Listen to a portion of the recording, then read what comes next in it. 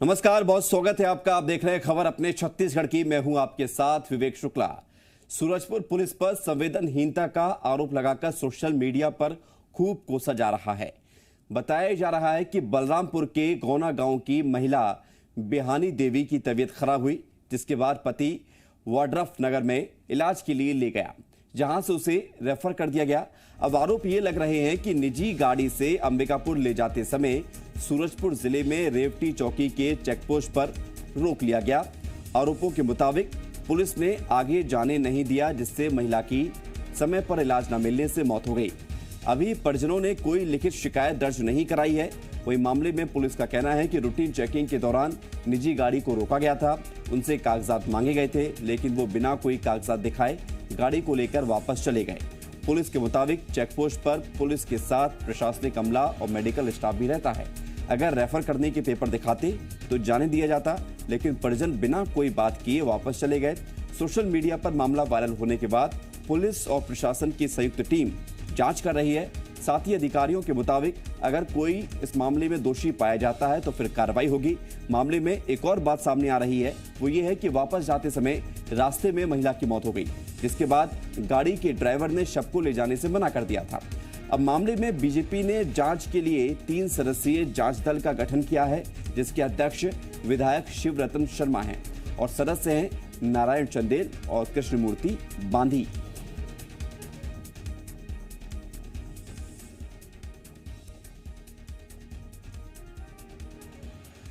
जब आप अंबिकापुर जा रहे थे तो मोरन में रोका गया आपको कि धोंधा पीपर के झाड़ के नीचे? सूरजपुर वाले पुलिस थे जी। इसमें कि मैं एम्बुलेंस वालों के पास फ़ोन किया। फ़ोन करने के बाद वो लोग आए। आने के बाद 11:15 बजे के आसपास आए। थोड़ा सा लेट कर दिए 10-5 मिनट के लिए। तैसे ही ये लोग अपना प्राइवेट गाड़ी लगा के फिर गए और जाने के बाद उधर अपना ये लोग अपने सुरक्षित से गए। वाड्रफ नगर के लिए मैं भेजा और उधर जाने के बाद रिफ़र किए तो भाई लोग गए वहाँ। गाड़ी वाले जो एम्बुलेंस वाले जो आए थे वो मेरे पास साइन करा के वापस चले। संयुक्त रूप से वहाँ पे कार्रवाई की जा रही है। अगर इस तरह से उनको अगर दिक्कत थी तो वो अपने कागजात जो हैं उनको दिखाया सकते थे डॉक्टर को या फिर शिक्षक को। इस चीज़ की भी जांच की जा रही है। और इस खबर पर ज्यादा जानकारी के लिए देवेश तिवारी जी मीडिया संवाददाता राजधानी रायपुर से हमारे साथ जुड़ रहे हैं। देवेश, मामला गंभीर है और उतनी ही गंभीर लापरवाही के आरोप लग रहे हैं, लेकिन सवाल यह है कि जांच के लिए बीजेपी ने अपना जांच दल क्यों गठन किया है? बीजेपी को क्या लग रहा है इसके पीछे? देखिए, जो बात सामने आ रही है कि बलरामपुर से बरीज अपने परिजन के साथ निकले हुए थे महिला, और सूरजपुर पुलिस ने बॉर्डर सीमा पर उनको जांच के लिए रोका। जो आमतौर पर लॉकडाउन के दौरान जो गतिविधियां संचालित होती हैं तो उनके लिए रूटीन चेकअप के लिए उन्हें रोका जाता है, उनसे जांच पड़ताल की जाती है, पूछताछ की जाती है। लेकिन यहाँ पर जो बात सामने आ रही है कि घंटों तक रोका गया, जिसकी वजह से उस महिला की जान चली गई। जो महिला जो अंबिकापुर जाकर के अपना इलाज कराती, तो शायद उसकी जान बच सकती थी। इन परिस्थितियों में वहां पर रोका गया। रोकने के पीछे क्या वजह थी, क्या उस महिला के परिजनों की बात को वहां पर जो मौजूद पुलिस के जवान थे, अधिकारी थे, उन लोगों ने अनसुना कर दिया? इन तमाम बातों की जांच के लिए बीजेपी ने अपनी ओर से एक जांच दल का गठन किया है। हालांकि पुलिस डिपार्टमेंट इंटरनल इंक्वायरी करने की बात इस पूरे मामले में कर रहा है, लेकिन सबसे अहम सवाल ये है कि जब कोई महिला पेशेंट है, गाड़ी में लेटी हुई है, ऐसी परिस्थिति में क्या उनको रोके जाने का कोई तर्क बनता है? खासतौर पर तब जबकि कोरोना महामारी का दौर चल रहा है और हर एक आदमी को जल्द से जल्द इलाज की सुविधा मुहैया कराना सरकार का और सरकारी सिस्टम में लगे हुए महकमे के हर एक कर्मचारी की जिम्मेदारी बनती है कि उनको समय पर इलाज मुहैया हो सके। ऐसी स्थिति में सूरजपुर पुलिस के द्वारा उनको रोका जाना अपने आप में कई सवाल खड़े करता है। यही वजह है कि इस पर अब सियासत हो रही है। इसके लिए भारतीय जनता पार्टी ने शिवरतन शर्मा की अध्यक्षता में एक कमेटी बना दी है। उसमें डॉक्टर कृष्णमूर्ति बांधी, जो कि पूर्व में स्वास्थ्य मंत्री रह चुके हैं, उनको उसमें रखा गया है। नारायण चंदेल जांजगीर चांपा के विधायक हैं, उनको उसमें रखा गया है। और भाटापारा के विधायक शिवरतन शर्मा उस समिति में है। ये समिति जो है वो जांच करेगी, परिजनों से मुलाकात करेगी। उसके बाद जो जांच समिति की रिपोर्ट होगी वो जो प्रदेश बीजेपी के अध्यक्ष हैं विष्णुदेव साय, उनको, और जो नेता प्रतिपक्ष है धर्मलाल कौशिक, उनको उसकी रिपोर्ट देगी। उसके आधार पर बीजेपी जो है वो इस पर प्रेस कॉन्फ्रेंस कर सकती है। जो अपनी बातें, जो फैक्ट फाइंडिंग बीजेपी की होगी वो उसमें बीजेपी दे सकती है। जी बिल्कुल देवेश, ये तो हुई सियासत की बात, क्योंकि बीजेपी लगातार कई मामलों में अपनी तरफ से जांच टीम का गठन कर चुकी है। इससे पहले भी हमने देखा था कि वन आरक्षक के साथ जो विवाद हुआ था, जो वीडियो वायरल हुआ था, उसमें भी जांच टीम का गठन किया गया है बीजेपी की तरफ से, जिसके अध्यक्ष ननकी राम कंवर हैं। लेकिन देवेश, सवाल इस बात का है कि ये जो लचर व्यवस्था रही है, ये जो पूरे सिस्टम की खामी के चलते एक महिला की मौत अगर हुई है तो इस मामले में सरकार को भी आगे आना चाहिए, सरकार को भी जांच करानी चाहिए। पुलिस इंटरनल जांच करेगी, वो रिपोर्ट कब तक आएगी, ये सारी बातें, इन सवालों के जवाब कब तक मिलेंगे? देखिए, यही बड़ा सवाल है कि आखिर सरकार इसमें जांच की घोषणा कब कर रही है, तब जबकि एक महिला की मौत हो गई है, वो भी जो वजह बताई जा रही है पुलिस वालों का बहुत लंबे समय तक उस महिला को जांच के नाम पर रोका जाना, तब जबकि महिला जो है वो बेड पर थी, गाड़ी के भीतर लेटी हुई थी, और उन परिस्थितियों में मानवीयता के आधार पर भले कितना भी लॉकडाउन लगा हो, कैसी भी परिस्थितियां हो, अगर कोई मरीज है तो उसके प्रति मानवीय संवेदनाओं को दिखाते हुए उनको प्राथमिकता से गाड़ी आगे जाने दिया जाना चाहिए। जो नैतिक शिक्षा पूरे देश में लोगों को पढ़ाई जाती है उसमें कहा गया है कि एम्बुलेंस, मरीज, बुजुर्ग, इस तरह के जो लोग होते हैं इनके प्रति दया का भाव रखते हुए तमाम नियमों को शिथिल करते हुए इन लोगों को जल्द से जल्द अस्पताल पहुंचने के लिए मदद करनी चाहिए। लेकिन यहां पर जो देखने को मिल रहा है कि लेक ऑफ कोऑर्डिनेशन था। पुलिस डिपार्टमेंट के जवानों को क्या इस तरह की सख्ती बरतने के निर्देश दिए गए हैं कि प्राइवेट वाहन में कोई जो है वो मरीज ले जा नहीं सकता। और सबसे बड़ी बात, 1 घंटा क्यों लगा, तब जबकि प्रदेश में 108 एम्बुलेंस सेवा लागू है। अगर कोई मरीज अपने घर से एम्बुलेंस के लिए कॉल कर रहा है तो समय पर उसके घर में एम्बुलेंस वाहन पहुंचना चाहिए। जहां तो इस बात की भी की जानी चाहिए कि उसके घर पर समय पर एम्बुलेंस क्यों नहीं पहुंच पाया, तब जबकि सभी जिला मुख्यालयों में थानों के आसपास जो है थाना क्षेत्र के भीतर भी एम्बुलेंस की व्यवस्था की गई है। उसके घर पर एम्बुलेंस समय पर क्यों नहीं पहुंच पाया? अगर एम्बुलेंस नहीं पहुंच पाया, वो अपनी प्राइवेट गाड़ी की व्यवस्था करके जा रहे थे, ऐसे में क्यों उनको जो है घंटों तक जो बैरियर में रोका गया, जो आरोप परिजन लगा रहे हैं उसके आधार पर हमें बात कर रहे हैं कि उनको काफी समय तक रोका गया। कि कुल मिलाकर जांच तो होनी चाहिए। सवाल तो कई सारे हैं, अब इंतजार इसी बात का है कि बीजेपी विपक्ष में रहते हुए जांच टीम का गठन कर देती है, लेकिन अभी तक जो सरकार की तरफ से जांच का ऐलान होना चाहिए था वो नहीं हुआ है। बहुत शुक्रिया आपका हमारे साथ जुड़ने के लिए और तमाम जानकारी देने के लिए। तो एक बड़ा और गंभीर मामला ये सामने आया है। अयोध्या में 5 अगस्त को राम मंदिर की नींव रखी जाएगी। प्रधानमंत्री नरेंद्र मोदी राम मंदिर का भूमि पूजन करेंगे, लेकिन राम मंदिर को लेकर राजनीति अभी भी थमने का नाम नहीं ले रही है। राम मंदिर के निर्माण की शुरुआत होने पर छत्तीसगढ़ कांग्रेस को पूर्व प्रधानमंत्री राजीव गांधी की याद आई है। कांग्रेस विधायक विकास उपाध्याय ने राजीव गांधी के पोस्टर बनवाए हैं, जिनमें पूर्व प्रधानमंत्री की 1986 की एक तस्वीर के साथ लिखा है कि पीएम रहते राजीव गांधी जी ने श्री राम मंदिर का प्रथम शिलान्यास कर मंदिर निर्माण का जो स्वप्न देखा था, आखिर आज वो साकार हुआ।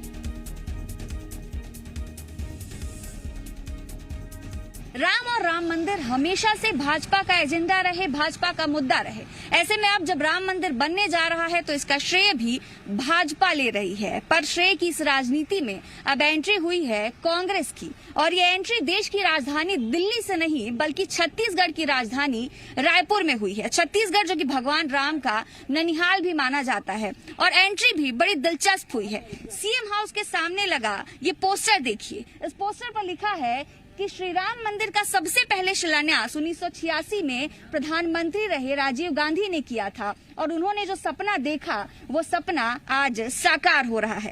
कांग्रेस ये कहना चाह रही है कि राम मंदिर बनने का सपना भाजपा का नहीं बल्कि कांग्रेस का था, कांग्रेस के प्रधानमंत्री राजीव गांधी का था।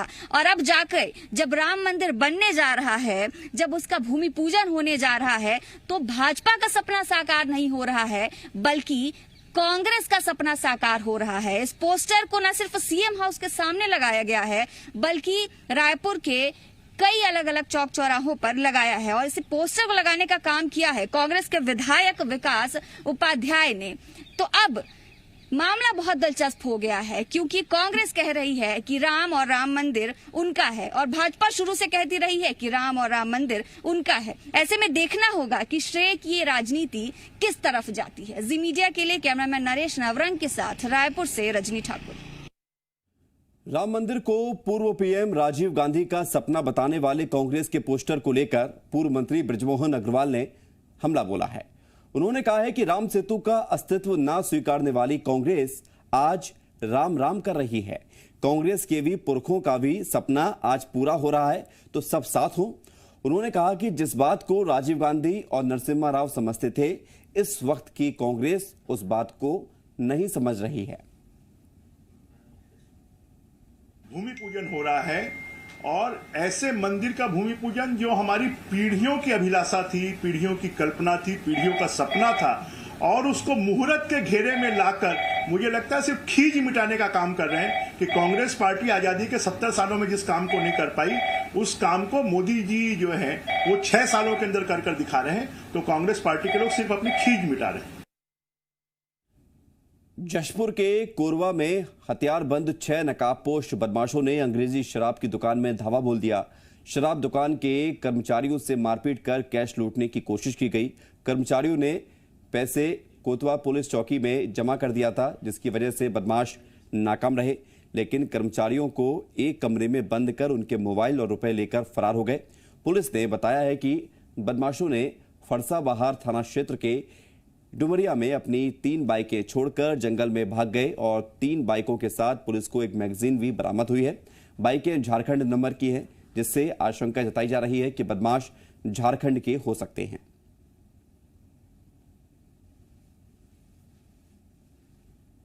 आरोपियों ने अपने मोटरसाइकिल जो है सड़क किनारे छोड़कर अंदर जंगल की तरफ रुक कर लिया था। मोटरसाइकिल बरामद की गई है। मामले की पूरी पड़ताल की जा रही है। आरोपियों के मिलने के बाद ही पूरा खुलासा हो पाएगा। कोरबा में एक सड़क हादसे में 4 लोगों की दर्दनाक मौत हो गई, जबकि 3 लोग घायल हो गए। बताया जा रहा है कि बांगो चोटिया इलाके में सड़क किनारे खड़े एक ट्रक से टकराई स्कॉर्पियो गाड़ी हादसे का शिकार हो गई। हादसा इतना ज्यादा भीषण था कि मौके पर ही 3 पुरुष और एक महिला की मौत हो गई, जबकि 3 बच्चे गंभीर रूप से घायल हो गए। तस्वीर भी आप देख सकते हैं, कितना दर्दनाक और भयानक ये हादसा। तीनों बच्चों को प्राथमिक उपचार के बाद कोरबा के लिए रेफर किया गया। गाड़ी के परखच्चे उड़ गए। खड़े ट्रक से ये गाड़ी टकराई और इस हादसे में 4 लोगों की मौत हो गई, 3 लोग घायल हो गए।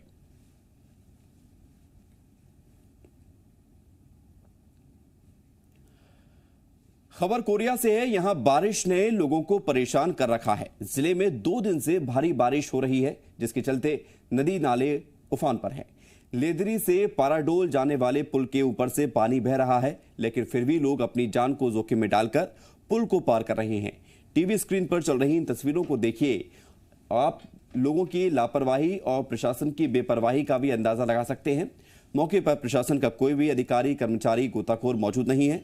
इस बात से भी इंकार नहीं किया जा सकता कि ये किसी भी वक्त यहां पर बड़ी अनहोनी हो सकती है।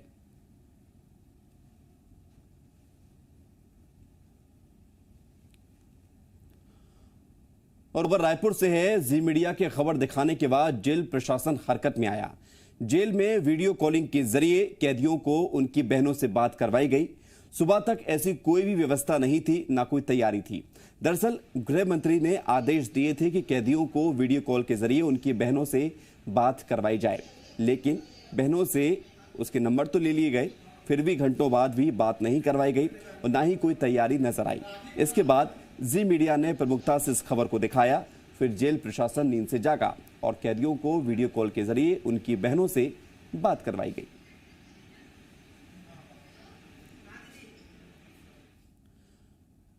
भाई बहन के पवित्र रिश्ते के प्रतीक रक्षाबंधन त्योहार पर कोरोना का ग्रहण लगा, लेकिन कोरोना वॉरियर्स ने भी हार नहीं मानी। ऐसे में दुर्ग पुलिस ने संवेदना दिखाते हुए शंकराचार्य कोविड-19 अस्पताल में विशेष पहल करते हुए कोरोना योद्धाओं के साथ राखी का त्योहार मनाया। रक्षाबंधन पर महामारी से लड़ रहे योद्धाओं को राखी, मास्क और मिठाई देकर उनका मनोबल बढ़ाया है। वहीं पुलिस वालों ने कोरोना योद्धाओं का ताली बजाकर स्वागत भी किया। कार्यक्रम में दुर्ग कलेक्टर और एसपी विशेष रूप से मौजूद रहे। उन्होंने कोरोना से लड़ने वाले इन योद्धाओं का मनोबल बढ़ाते हुए समाज में कोरोना के प्रति लोगों को जागरूक करते रहने की अपील की। वहीं कोरबा में कोविड केयर सेंटर में मरीजों को मेडिकल स्टाफ ने राखी बांधकर इस त्योहार को मनाया। मरीजों को राखी बांधकर मेडिकल स्टाफ ने जल्द स्वस्थ होने की कामना की और इस दौरान मरीज भावुक नजर आए। मेडिकल स्टाफ की इस पहल की तारीफ हो रही है, क्योंकि कोरोना पॉजिटिव मरीज अपनी बहनों से नहीं मिल सकते हैं, तो उन्हें परिवार की कमी ना हो, इसके लिए मेडिकल स्टाफ ने यह फैसला लिया कि वो मरीजों को राखी बांधेंगे। तो पूरे देश में जहां बहनें अपने भाइयों को राखी बांधकर रक्षा का वचन लेती हुई नजर आईं, तो वहीं कोंडागांव में वन मंडल अनोखे अंदाज में राखी का त्योहार मनाता हुआ नजर आया। समाज को संदेश देने के लिए यहाँ पेड़ों को रक्षा सूत्र बांधा गया और यहाँ की महिलाएं भी पेड़ों को ही रक्षा सूत्र यानी कि राखी बांधती हैं। इस दौरान यहाँ के लोग पेड़ों को काटने से बचाने का संकल्प लेते हैं और पेड़ों की पूजा कर पेड़ों पर रक्षा सूत्र बांधते हैं। दरअसल यहाँ अक्सर पेड़ों को काटने के लिए कुछ लोग उन्हें पहले सुखा देते हैं और फिर अवैध कटाई करते हैं। और रुकने इस बीच एक छोटे से ब्रेक के लिए खबरें लगातार जारी हैं।